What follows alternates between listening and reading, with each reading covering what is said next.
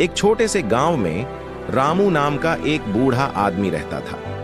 उसकी उम्र लगभग 80 साल की थी। वह अपने गांव के सबसे पुराने व्यक्तियों में से एक था और गांव के लोगों के बीच बहुत सम्मानित था। लोग उसकी जीवटता और सकारात्मकता से प्रेरणा लेते थे। रामू ने अपनी जिंदगी में कई कठिनाइयों का सामना किया था। जब वह युवा था, उसके पास कोई विशेष शिक्षा या कौशल नहीं था, लेकिन उसने कभी हार नहीं मानी। वह खेतों में मेहनत करता और जो भी काम मिलता उसे पूरे मन से करता। धीरे धीरे उसने अपने छोटे से खेत को एक बड़े व्यवसाय में तब्दील कर लिया और गांव के अन्य लोगों को भी रोजगार देने लगा। एक दिन गांव के कुछ युवा लड़के रामू के पास आए। वे अपने जीवन में बार बार असफलताओं से परेशान थे और जीवन में कुछ बड़ा हासिल नहीं कर पा रहे थे। वे रामू से पूछने लगे, बाबा, आपने अपने जीवन में इतनी परेशानियों का सामना किया और फिर भी सफलता पाई। हमारा हौसला टूट जाता है, हमें क्या करना चाहिए?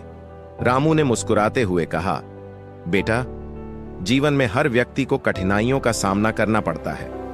यह जरूरी नहीं कि हर कोशिश में हमें सफलता मिले, लेकिन इसका मतलब यह नहीं कि हम कोशिश करना छोड़ दें। असफलता एक सिखाने वाला अनुभव है। यह हमें हमारी गलतियों से सीखने का मौका देती है। उन्होंने आगे कहा, जब मैं तुम्हारी उम्र का था, मेरे पास कुछ भी नहीं था, न पैसा, न कोई खास हुनर, लेकिन एक चीज थी जो हमेशा मेरे साथ रही, मेरा आत्मविश्वास। मैंने कभी हार नहीं मानी। जब मैं गिरा, मैंने खुद को उठाया और फिर से कोशिश की। याद रखना, असली हार वह होती है जब इंसान कोशिश करना छोड़ देता है। रामू की बातें सुनकर लड़कों को नई ऊर्जा मिली। उन्होंने रामू से कहा, बाबा, आपकी बातों से हमें सच्ची प्रेरणा मिली है। हम अब हार मानने वालों में से नहीं हैं। हम भी अपनी गलतियों से सीखेंगे और लगातार कोशिश करते रहेंगे। रामू ने उन्हें आशीर्वाद दिया और कहा, याद रखो, जीवन में सबसे बड़ी सफलता वही है जो कठिनाइयों के बाद मिलती है।